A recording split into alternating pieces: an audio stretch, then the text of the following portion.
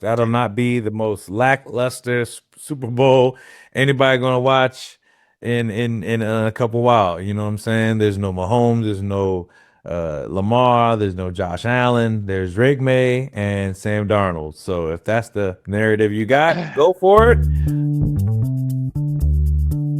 Greetings and salutations, and welcome to the Odd Coaches Podcast, the global authority on coaching leadership, where coaching wisdom meets real talk. I am your host, Dr. Keith Adams, and on today's Top Shelf Tuesday edition, best, worst, and most surprising of the championship weekend, if you will. In segment 2, we're going to talk about some coaching and ownership moves in the NFL, and in segment 3, we're going to preview the big game, give you some early thoughts. With us today, Captain for Life, Will Cotton, and academic and athletic consultant for the CK Save Project, George Ocker. George, I'm going to start with you. What was the best thing you saw conference championship weekend? Sam Darnold.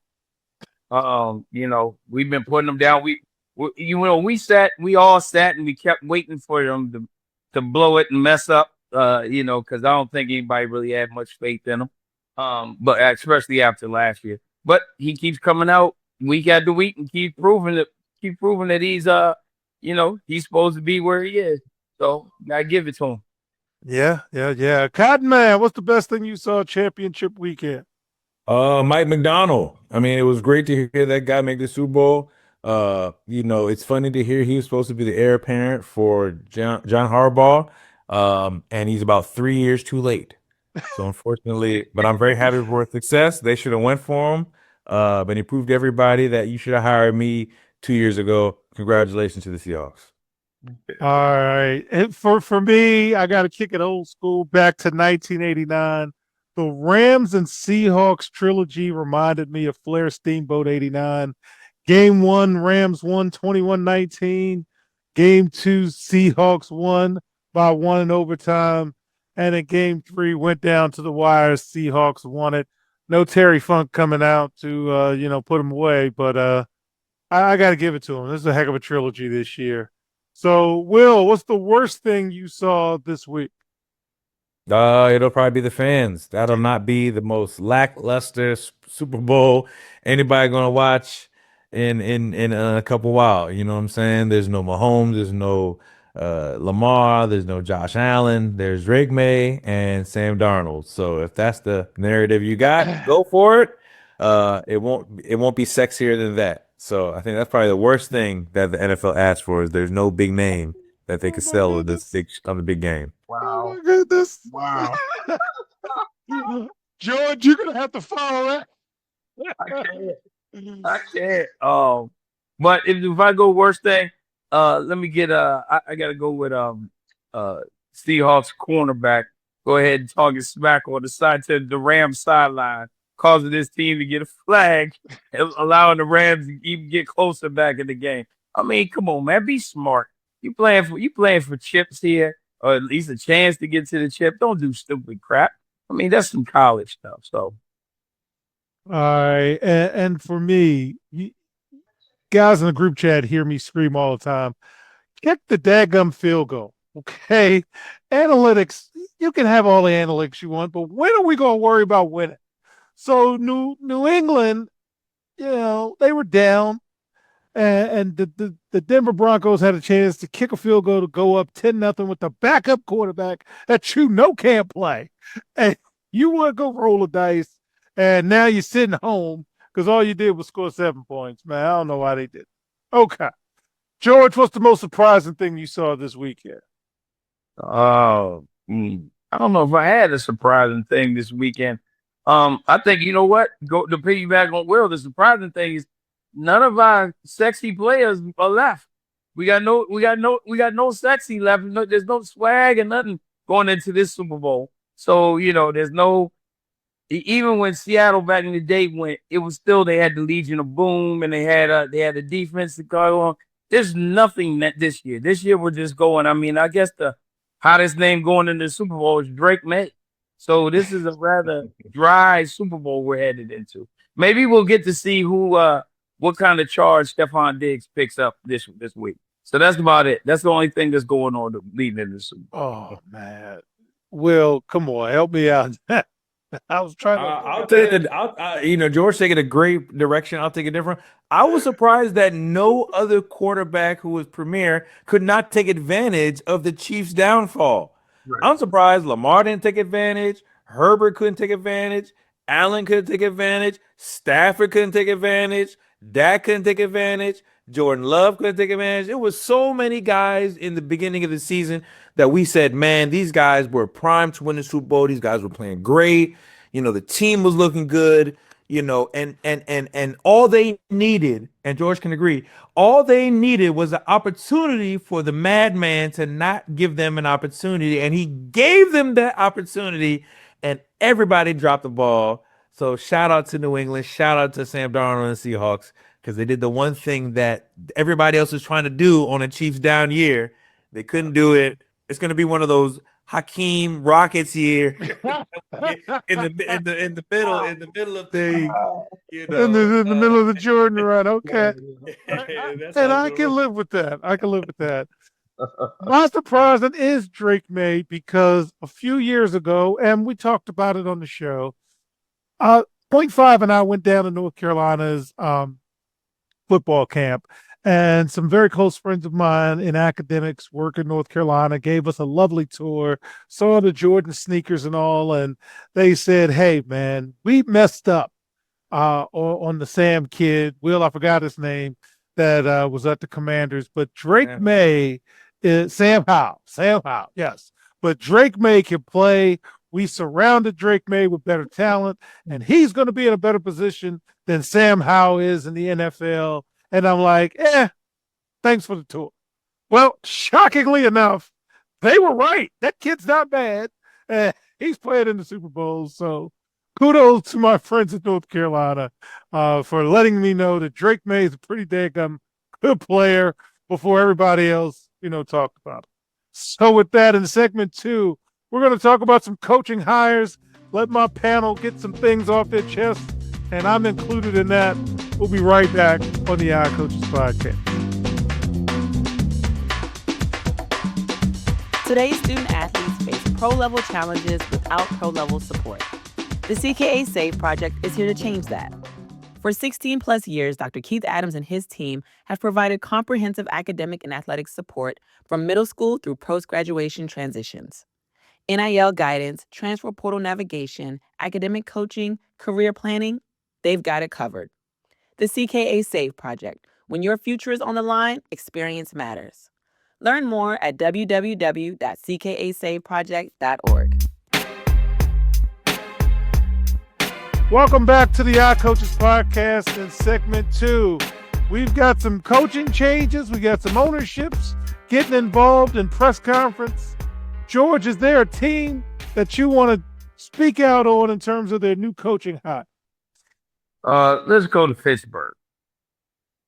I don't know where they were going with this whole situation. I don't know what they were thinking about. Mike McCarthy was okay in Green Bay, ended in a bad run. We're not even going to discuss his tenure down in Dallas, but you got a franchise with great history. They've only had 3 coaches in like 57 years or something like that. And now we're looking at a situation where he comes in, he's taking over, and the cupboard is bare. You got an aging quarterback that should be gone. You got your 2 best stars on defense are ready to be shown the door because they're almost on the way out. And what do you have? What's there? They were lucky to make the playoffs this year. If Baltimore had a couple people that could catch a football, and the defense could actually cover somebody, they wouldn't even made it. And then they laid the egg as soon as they got in. So Pittsburgh is a wasteland right now. I think that was probably the best thing for my man that just left, the guy that just left, which is Mike Tomlin. Mike Tomlin.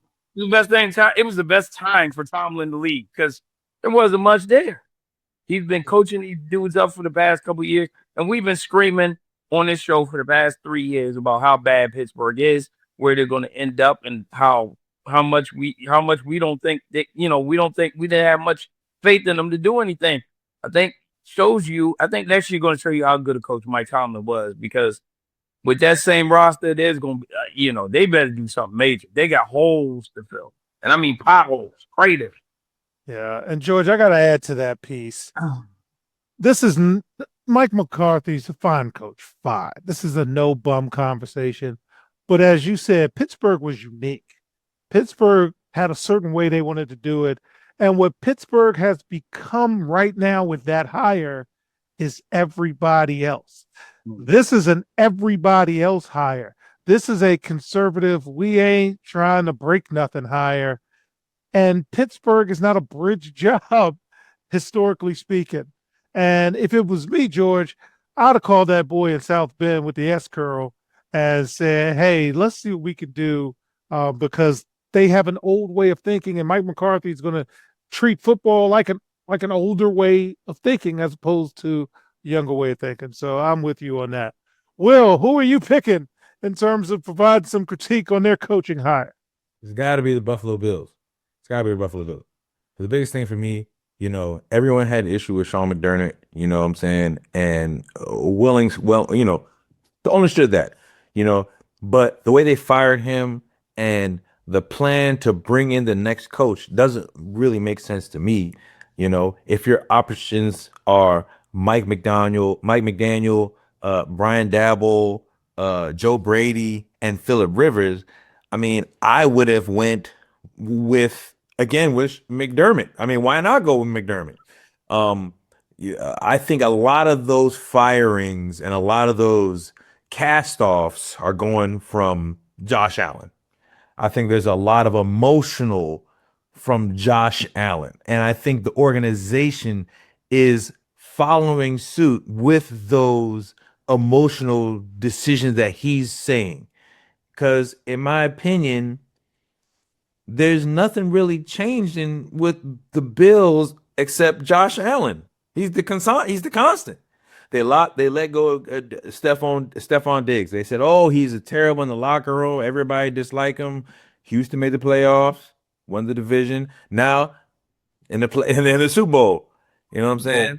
Now he's saying McDermott is not the guy. McDermott didn't get me there. I think at the end of the day, we will find out that Josh Allen is the cancer in that organization, and it doesn't matter who they pick. It doesn't matter who they pick.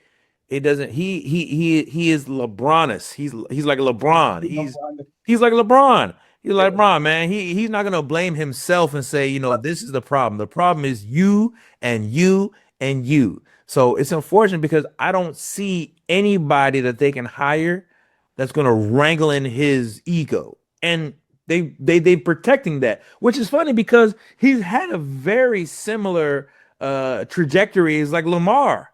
I mean, he's done the same thing, you know what I'm saying? But for some reason, he gets much less flack. And I think it doesn't matter who they pick. I think they're going to struggle. And at some point down the line, 10 years, 20 years, we'll say Josh Allen is the problem with Buffalo and why they didn't win. They got him even involved with the coaching hire. They're asking his opinion on stuff. Look, like Giannis, where are the Bucks? Where are the Bucks right now? Where are the Bucks? No way. The first thing they need to do is go down to Louisiana and get a voodoo chieftain to get the curse off that team, because it don't matter who's there, where, when. That team, I swear, man. For one, straight for Josh Allen for Burrow. Straight up. What's up? Yeah. All right. So with that one, Will, when the owner, Terry Pagula or whatever, went into the locker room of the losing team and said what he said, I'm like, have you ever been in a locker room after a loss? And then he threw Keon Coleman under the bus for like no reason. So, yeah, good luck with that. But I want to talk about the Giants and John Harbaugh. They signed him to a 5-year, $100 million contract, and the GM is not in the loop in terms of who John Harbaugh reports to. George, why do you have a GM then if he's not? You can say that, buddy. If that's how you want to do it. I mean, that's his organization. That's his organization now. I mean, yeah, that's crazy, man. That is crazy. I'll say it crazy. The game is past the Harbaughs. They are not the same Harbaugh you got 10 years ago. Mike King is going to kill me when he hears this. This is not the Harbaugh you're getting from 10 years ago. You're getting these guys who have passed the game. They don't know what they're doing. Obviously, Jim Harbaugh, yeah, he's not turning the corner. George, he's not. He's back in the basement. Matter of fact, he ain't going nowhere. All right. So with that in segment 3, we're going to give you an initial preview of the big game, share our thoughts on Seattle and New England. That giant clicking sound you hear remotes all over the country and around the world. We'll be right back on the iCoaches Podcast. Hi, everyone. Dr. Keith Adams here. And for over 30 years, I've dedicated my life to helping student athletes succeed, not just on the fields and the courts, but in the classroom and beyond. And that's why I founded the CKA Save Project. The CKA Save Project understands that finding the balance between academics and athletics is crucial for long-term success. That's why the CKA Save Project offers a range of programs, including personalized consulting, mentorship, and coming in 2027, our innovative Gap Year Basketball Academy designed to assist both young men and women reach their full potential both on and off the court. I'm incredibly excited to announce that the CKA Save Project is now partnering with the Cascade Sports Network. This partnership will allow us the opportunity to amplify our message and reach even more student athletes through the Odd Coaches Podcast and other exciting initiatives. Join the CKA Save Project and the Cascade Sports Network as we empower the next generation of student athletes. Visit CKA on the web at www.ckasaveproject.org to learn more. Let's work together to find the balance and help unlock your potential. Welcome back to the iCoaches Podcast. This is segment 3. We're going to get our initial thoughts on the big game participants. George, you've got the short straw. What are you thinking about with Seattle and New England for the richest prize in our sport, baby? Wow. I mean, geez, what we're going, and to make matters worse, this is going to be a defensive battle. I think that the Seahawks are probably going to have more offense in this whole situation. I don't like first year dudes or quarterbacks the first time they go to the Super Bowl. Drake May and that offense didn't do a whole lot in the snow. Granted, it was in the snow or the week before that. So let's ride with Seattle on this one right now. But I think it's going to be a defensive struggle, 10, maybe 20 points difference. Who knows? But it's going to be I don't even know how to hype this one up. Do you hear the excitement in my voice right now?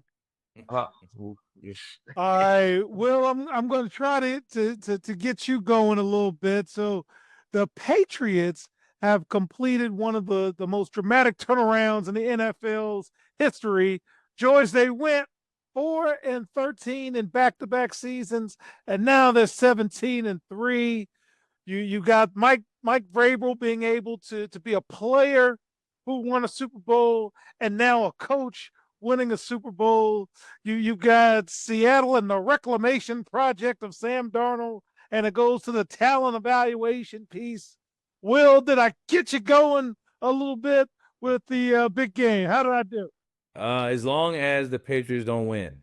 I have a ton of friends in the New England area for the last 20 years, Coach. For the last 20 years, I've been hearing about TB12 and the Patriots and Belichick and all for 20 years, Coach. I mean, for most of my adult life, I've been hearing about these bums. I'm tired of hearing about them. I need the Seahawks to win. I'm not trying to hear any more Drake May and the next Tom Brady, and then I'm not trying to hear it. I want them to be so sad and lose. and the sad part is they're actually have a shot. They have a great, Drake May is amazing. That guy, Yeah. he's a gamer. I had no respect to him coming in, but this year it's like, man, this dude really gained my respect. They have receivers that can ball. They have two running backs that can do their thing. They have a tight end that nobody's really talking about that's been balling on Henry. They have the piece and their defense. I mean, they got a shutdown corner in Izof and a great defense. So it's hard to believe that they're not gonna win, but I need Seattle to win. I can't have 10 more years, 20 more years. Well, I actually bet some graduate students from the University of Washington. Shout out, gentlemen. Had a great time talking to them at the NCAA convention. And I asked one of them in a private moment because they're Seahawks fans. I said, hey, looked around. It's still Sam Darnold. And one guy was like, yeah, I keep waiting for him to turn into a pumpkin. And he hasn't done so yet. But there's going to come a moment where Sam Darnold's going to have to do something. And Drake May's 23 with his whole career in front of him. George, is this like a Dan Marino situation where he goes now and never goes again? What are you thinking, man? No, because you know what? I think they have when we were talking about this last year, they have pieces there and in New England, and they have a lot of pieces, and they were a tough out last year when they were 3, 6, and 10 or whatever the hell they were. They were a tough out then, so I knew they were going to be good. I think they're a year ahead of schedule, but I think they're going to be a player from here on out as long as Drake May's at the helm, because we usually them guys that usually have that first year great time, that second year is always up and down, i.e. CJ Stroud. But this year, he's leveled out. He's showing that he's one of these dudes. So I can see him being on the stage or contender for the next few years. But hey, I still think I'm not going to fall for that. I'm going to go ahead and I'm going to say Sam Darnold's going to play decent and Seattle gets it done next week. That's what I'm saying to that. And that's okay because it's a little bit of preview, so we're good with that.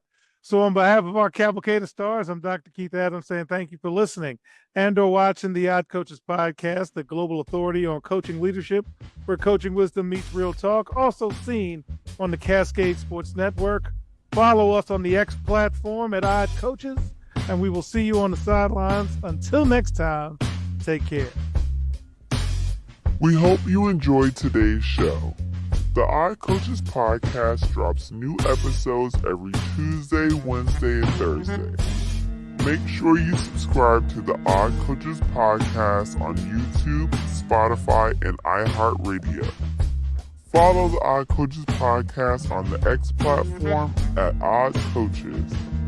Follow Dr. Keith Adams and the CKA Save Project on social media at CKA Save Project.